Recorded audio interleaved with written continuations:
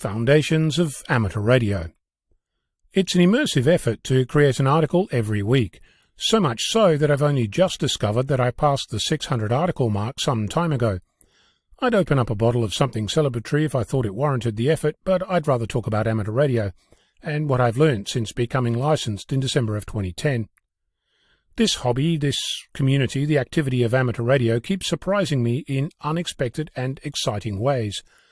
I know that there is part of the community that thinks of this as a dying hobby, but with every fibre in my being I know this to be wrong.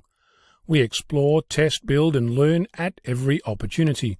Put any two amateurs in contact with each other, either physically or over the air, and you'll soon witness an exchange of ideas, of things that bring joy, hints of the next thing and the next. The inspiration for my writing comes from all manner of places.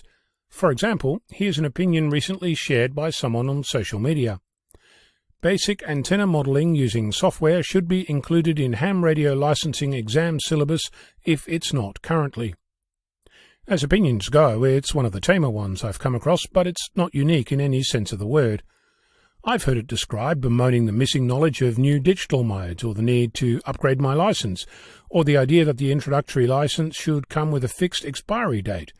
You might have heard similar ones phrased along the lines of a missing attribute that new licensees should be required to learn or know about before they can call themselves amateurs. It's also completely unhelpful. Let me explain why. I'll start with an analogy. When was the last time your driver's license expired because you didn't upgrade it due to new road rules, new vehicle types, new car accessories or speed limits? In case you're confused, the answer is never.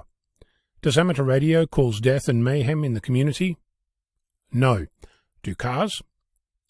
So, in the scheme of things, even if amateur radio can be used to help save lives, it's not an activity that's generally considered life-threatening. You could argue that radio amateurs could cause life-threatening interference, and technically they can. So can any user of any piece of radio equipment, CB radio, mobile phone, Wi-Fi, you name it. Even a half-asleep electronics student in their first year of high school could do this. The skill isn't specific to radio amateurs. So what is this about, the requirement for antenna modelling or some other missing skill, and why does our community keep getting flooded with such, frankly, nonsense? In my opinion, it's the same phenomenon that laments the loss of Morse code, the fact that we lost the 11-metre band, that we're playing with FT8 instead of AM, that we prefer integrated circuits to valves. The world is a flowing feast, and amateur radio is along for the ride. Stand still and the world moves on. Should amateur radio licensing change? Absolutely.